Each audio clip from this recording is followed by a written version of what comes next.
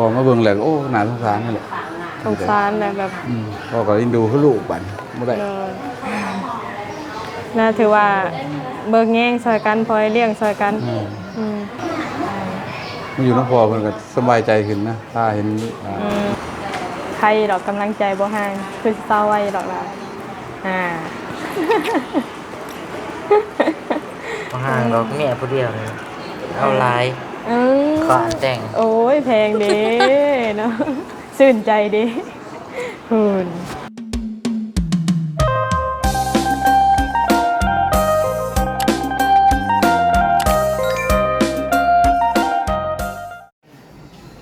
กับทักทายสบายดีพี่น้องเนาะสบายดีทางตัวพ่ออีกรอบนึงเป็นจังไดพ่อเมื่อยอะไรมันลายมืออะไรเนาะฟ้าอะไรลูกกันนะกำลังใจเขาเป็นทีคันสิเมื่อกับเมื่อบ่ได้ว่างบัดนี้เฮ็ดได้บัดนี้สิถามเมื่อพร้อมกันบ่บัดนี้นะมาถามเมื่อลูกอดทนเอาเลยไอ้พอเมื่อเขาสิลำบากเนาะอยู่2คนบัดเต้นเล่นเอานั่นอันนี้พอได้ผัดเปลี่ยนเบิ่งซอยกันเนาะบัดนี้ก็คือว่าในคันพอเมื่อก็ยากแหละผู้หนึ่งก็ต้องได้อยู่กับเอานั่นเอานี่เต้นเล่นยาลงสื่อกับเขาหนัก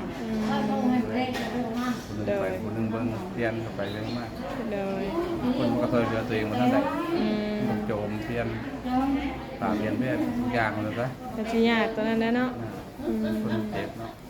กำบาเราซอยเรือตัวเองได้กันยังใครอีกอยู่เนาะอันนี้พันเราซอยเรือตัวเองบ่ได้ท่านใดมีปอดเข่าอยู่ปอดเข่าอยู่ดิบัดนี้หันมีแต่ว่ารอคำตอบจากเพื่อนบัดนี้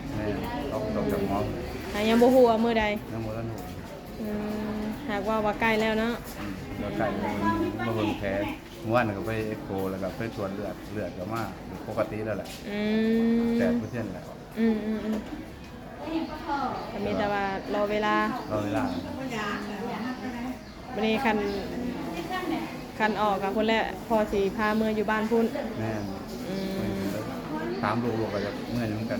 เมื่ออยู่พุ่นแล้วเนาะจะไปสอนขวัญหมู่เพิ่นบอกตามมาเลยนั่นแหละลูกว่า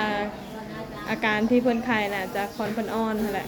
คอนเสียเนาะเพิ่นคือว่าบ้านเฮาน่ะก็มันต้องได้ไปสอนคอนเลยวันนี้หันคันว่ามือใดกลับแล้วพอสิไปสอนคอนพูดแล้วมือเลยโอ้ว่าเมื่อมันมาหยามไกลเห็นมันแล้วก็เดียวเลยไปมาสิบัดคารถคาร่าอีกเนาะที่นั่งรถยากกระทบกระเทือนนี่มันใหม่นี่ไปทีเดียวมาแล้วเลยลูกบ่ฮู้ว่านางมาเนาะคันว่าฮู้ว่าเรามามือซื่อนั่นบ่ยังว่าพอได้ให้เราสอนคอร์สมาให้มื้อนั้นเนาะบ่ฮู้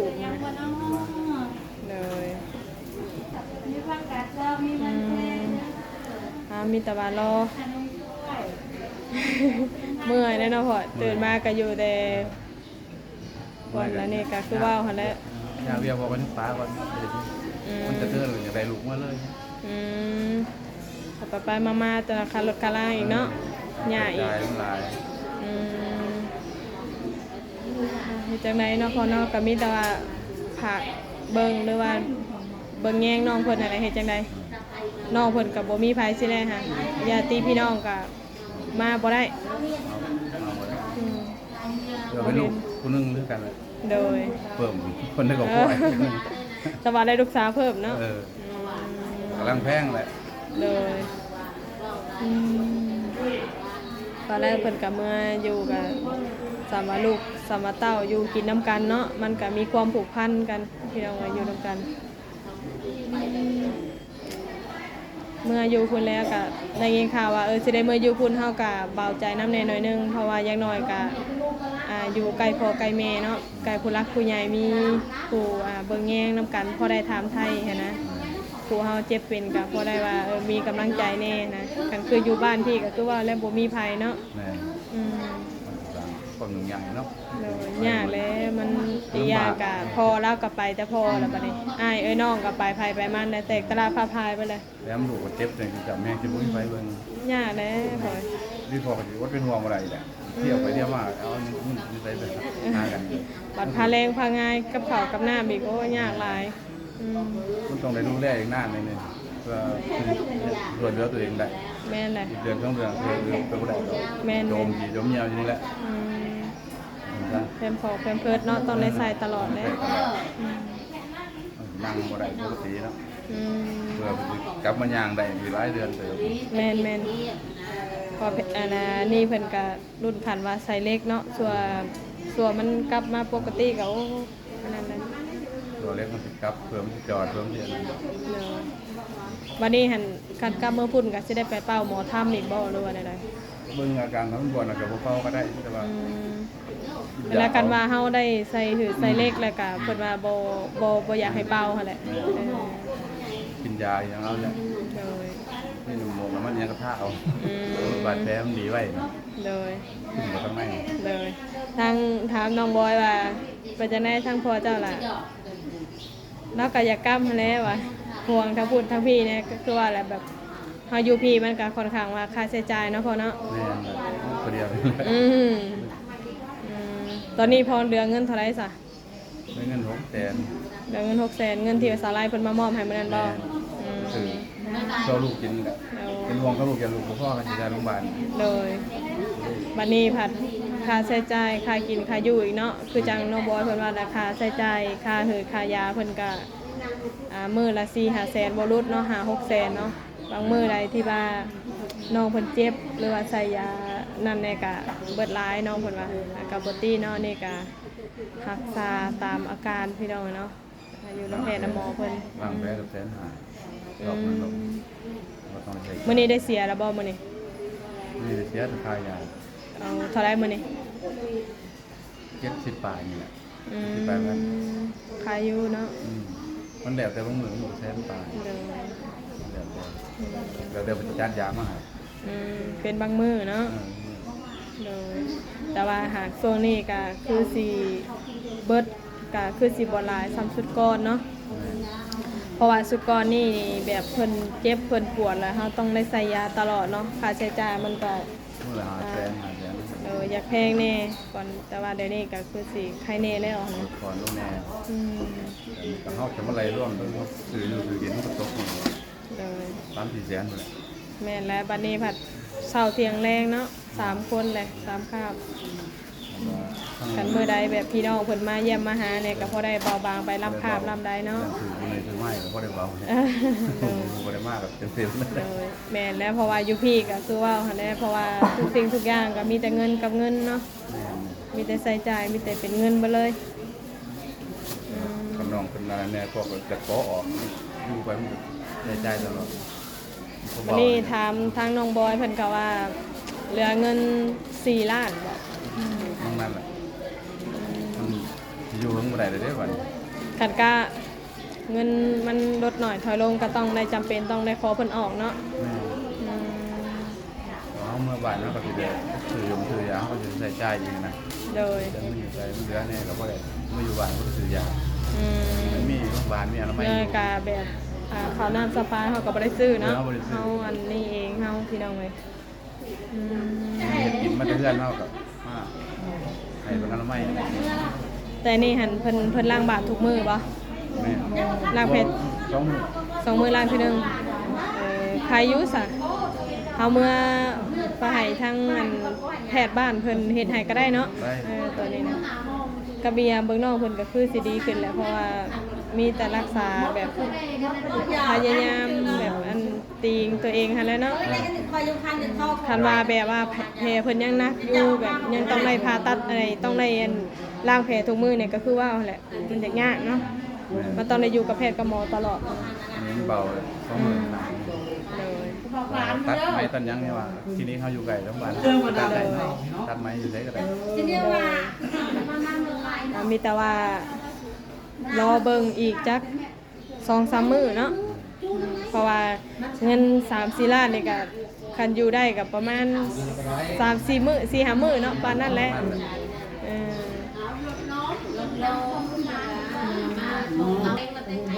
มีแต่ว่าสู้ไปรอไปอดทนเอาได้พอเฮ็ดได้เนาะความเจ็บความเป็น แม่น เลยจักสิเฮ็ดได้เนาะ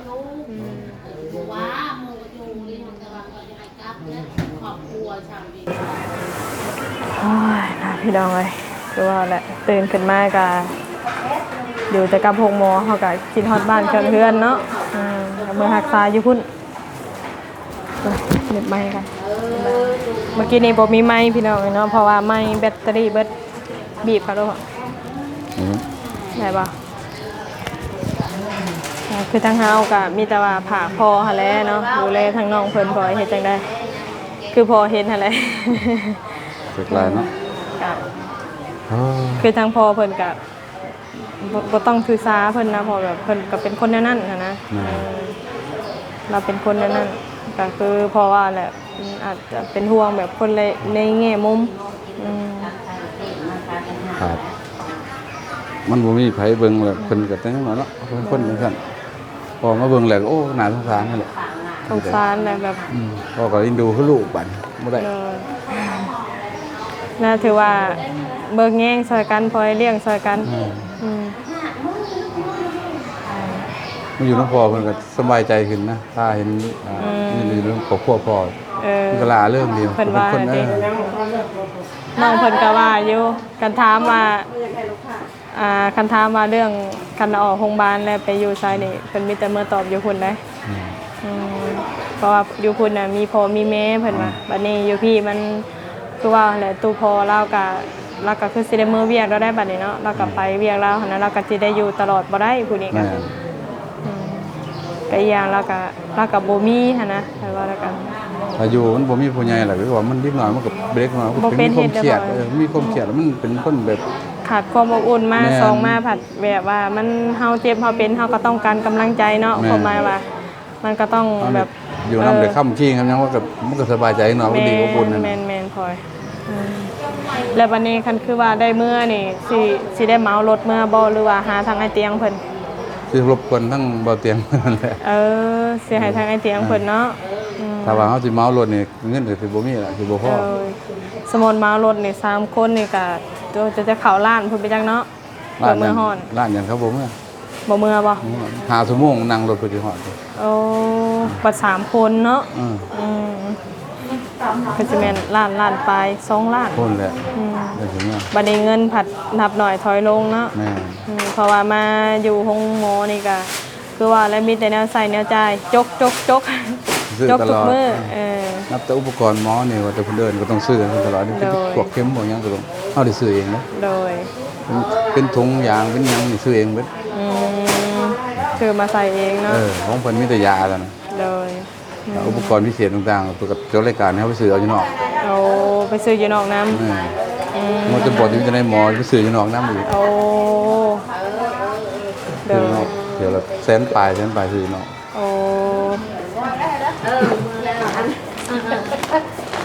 เดี๋ยวทีแรกนึงมาเฮาผัดคนแบบคนมาแบบไกลบ้านไกลเมืองเนี่ยก็เวลาซื้อเครื่องซื้อของก็ยากๆเลยเนาะเราต้องได้อันนี้ออกไปซื้ออยู่ข้างนอกพุ่นพี่น้องก็เป็นคลินิกบ่แบบเป็นร้านขายยาโดยเฉพาะเนาะเป็นร้านขายยาเลยครับเพิ่นก็เฮ็ดรายการให้เราไปเอาอยู่หั่นเบิดยามันก็บ่มีในโรงพยาบาลต้องไปเอาอยู่นอกโดยบางช่วงที่มันขาดเนาะก็ต้องไปเอาพุ่นมาอันนี้สำรองพี่น้องไว้เนาะส่วนสำรองอดเอาสู้ๆพอน่าจะบ่เกินจะบ่คำบ่ได้กับอาทิตย์หน้านี่เริ่มคล้องแล้วอาทิตย์หน้านี่เนาะสู้ทางพอกินข้าวกินน้ำแล้วบ่กินแล้วแล้วก็ยังคิดอยู่ว่าพอว่าสิได้กลับก่อนดูตนน้องเด้ก็เป็นห่วงหั่นแหละเนาะแบบว่ามันทางน้องเพิ่นก็บ่มีไผบ่อีกอย่างก็ซอยเหลือตัวเองบ่ได้ก็ดีแล้วล่ะที่ว่าพอตัดสินใจแบบพาลูกพาเต้าค่ะเมื่อพร้อมกันอดเอาอะไรพอยอดเนี่ยใจจิกาเลยใจจิกาเลยสิทธิ์หนึ่งเลยมันก็ตำเป็นปีเลยอยู่นี่เลยกับปกติเนาะมันเป็นศูนย์รวมก็คือว่าอะไรปัดเห็นผู้นั้นมาเป็นนั่นเป็นนี่ปัดตื่นขึ้นมาปัดพอแต่ความเจ็บความเป็นกะเมื่อยอะไรเนาะ เด้อ หรือเมื่อเบิ่งสภาพลูกก็เมื่อบ่ได้ สิไปบ่ได้ เดี๋ยวเอาตัวรอดก็บ่ได้ เมื่อก็เป็นห่วงคือเก่าจักจะได้คือเราอยู่มันแล้วซะ อดเอาเนาะ อดเอา ตัดปัญหาได้อดเอา ตัดปัญหา อืม มันก็ห่วงลูกคือเก่า เด้อ เดี๋ยวบ่มีความสุขเองบ่อยู่บ้านอะไร อยู่กับคะเนงคือเก่าเนาะกันเมื่อพุ่นกันเนาะ อยู่จะได้อีกกลับมาอีก จะได้ก็หุบไปหุบมาอีกว่าติ เอาทนเอา เด้อ ได้แหละ เลยประชาทั้งลูกก็สิได้กับป้าแหละมื้อนี้ก็เนาะก็คือสิบ่ได้กลับค่ำคือเก่าหั่นแหละก็นั่นแหละมื้อลงมาเยี่ยมยามก็จะบ่ได้ลงมาทุกมื้อช่วงนี้ก็ เพราะว่า มือไปมือมา เมื่อวานนี่ก็บ่ได้มาพี่น้องเลยก็จะเดี๋ยวเข้าไปถามทั้งน้องบอยเพิ่นก่อนเดี๋ยวไปลาทั้งน้องเพิ่นก่อนเด้อสบายดีเด้อทั้งพ่อเด้อเดี๋ยวมาลาทั้งน้องแต่เอ้ามาบัดนี้นับเงินบาทนี่ป้ามาแต่ใส่อีกอันนี้อู้เมียงบ่ล่ะ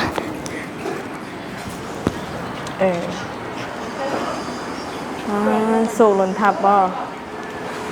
ใครมามอบให้ล่ะ บาบุญ เอาเท่าไรฮะ 3 ล้าน โอ้ดีแต่ตัวเพราะว่าหากระจมกับเอื้อยเมื่อเช้านี้เนาะเอากระซาถูกผู้รักผู้ใหญ่เพิ่นซื่นขี้ตานอน กำลังชิลับ กันเลยเด้อเป็นจังได๋ใช้ความรู้สึกตอนนี้ พอสู่อยู่บ่บัดนี้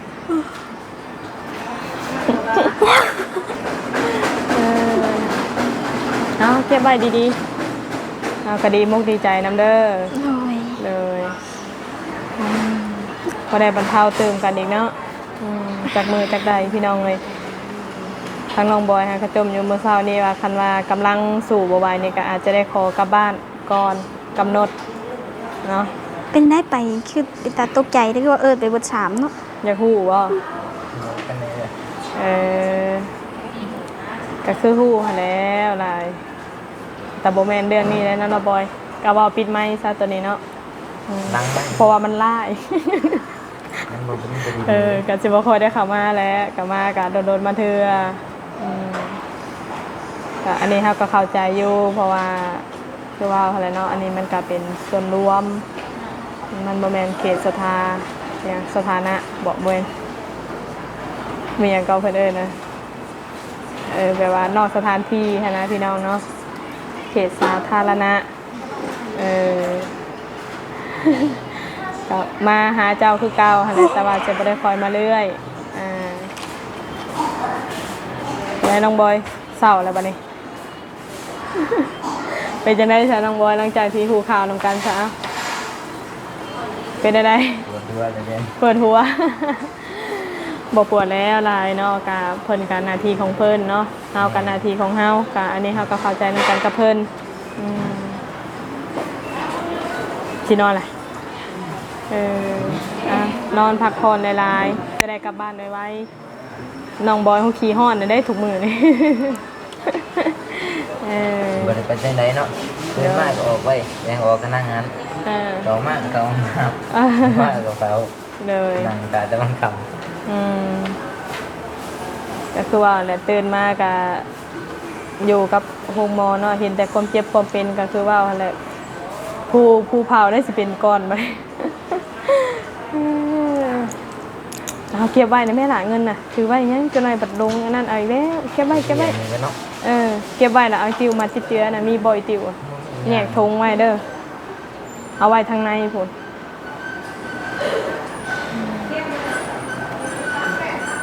กะสาธุนำโอ้ยพ่อแม่พี่น้องเนาะกะมีผู้รักผู้ใหญ่เพิ่นเบิ่งเห็นได้สุดได้ซอยค่าหืดค่ายามาอีกเพิ่นก็บ่ได้ปาบ่ได้ทิพย์หลายเพิ่นก็ยังเบิ่งยังแยงเจ้าคือเก่าผู้เป็นแห้งสู่บัด ก็เลยตึกมาใส่นี่อีกอะโก้ เด้อ มันจะดินเสียงเงินเนาะ มีแต่รายจ่ายแล้วล่ะอยู่ในนี้เป็นบินที่ว่าเสียเงินก็เก็บไว้ทุกบินบ่ บางบินมันลืมมันก็บ่ได้ทางมันก็วายแล้วก็เลยบ่ได้ บ่เป็นหยังหลาย ก็นั่นยังก็สิก็ไปกัน โอ้ยแล้วเขากัน เขาบ่ได้ทำมา ดึงออกคือเก่า บาไปเนี่ยระยะบาดเดียว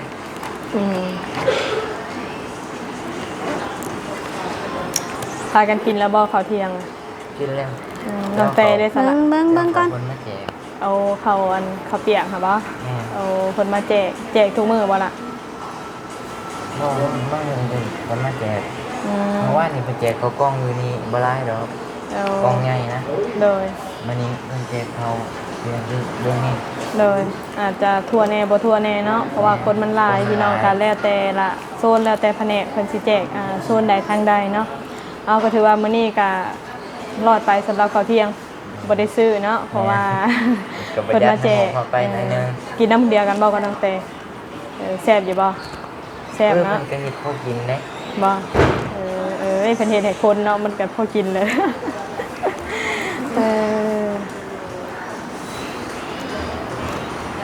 ใครดอกกำลังใจบ่ห่างคือสิเศร้าไว้ดอกล่ะ บางห่างดอกเมียผู้เดียวเลยเอาหลาย เออ ก่อนแต่ง โอ้ยแพงเด้เนาะชื่นใจเด้หุ่นเอ้ยเนาะข่อยละสิหาทางกลับแล้วข่อยหับบ่ได้เลยของหนุ่มสบายดีเลย เอาคนนั้นพูดได้ เลยทางบอต้าบาเวียนหากมาฮอดบอเธอเจ้า แม่ อืม สมุกนี้น้องทำบ่ได้แล้วลูก ยุกออกไปตะนุงคนนี้เนาะ หับบ่ได้เลยสบายดีแบบหวานแบบโอ้ยก่อยกันเลยคิดฮอดพัวขออีเพื่อน ยุกเลยเนาะ ข่อยกันอยากเมื่อแล้วข่อยอยากหาทางกลับแล้วข่อยกันเนาะ ยุกแล้วยุก เดิ แล้ว นใครแน่แล้วเนาะ แค่เย็นให้แล้วก็ เลย ยัง ยังยุกเดิน สามีแต่ว่าสำหรับคลิปนี้ก็ให้ทางเจ้าคุยกับทางบาต้าแล้วก็บาเวียดได้ละเด้อทางเอ้ยก็สิได้กลับก่อนทางสุเจ้ามาข่อยสิได้กลับได้บัดนี้ เอ้า เออบ่ข่อยมาแต่เช้าเพิ่นเด้เด้อ มาก่อคิดแน่บ่เรียนบ่ทำแน่ หลายคู่หลายคนเนาะเด้ออาสามีแต่ว่าลมกับอ้ายเพิ่นไปนั่นล่ะเด้อทางเอ้ยก็สิได้กลับป้าเด้อบัดนี้สบายดี สบายดี ปากลับป้าเด้อทางเจ้าก็เด้อบัดนี้เด้อเดินสบายดี โอเคเนาะพี่น้องคือว่ามามื้อนี้ก็มาพบเจอทางเขาบ่เวียดเพิ่นเขาบ่ต้าเนาะก็ดีมุกดีใจกับน้องเตหลายๆเด้อเนาะเพิ่นก็ได้รับข่าวดีพี่น้องเนาะก็มีผู้รักมีทางผู้รักผู้ใหญ่เพิ่นได้สุดได้ซอยเข้ามาค่าหืนค่ายาต่อขึ้นไปอีกหน่อยนึงพี่น้องเนาะก็ดีมุกดีใจน้ำน้องเพิ่นหั่นแหละพี่น้องเอ้ยมีแต่ว่าสำหรับคลิปนี้ทางเฮาก็สิได้ขอตัวเดินทางกลับก่อนเด้อพ่อแม่พี่น้องเด้อเนาะขอมุกขอบใจ FC เบิดสุขสุคนเนาะเข้ามาให้กำลังแรงใจเบิ่งคลิปเบิ่งโฆษณาให้เด้อมีแต่ว่าสำหรับคลิปนี้ก็ลาไปแล้วพบเจอกันคลิปหน้าเด้อสบายดี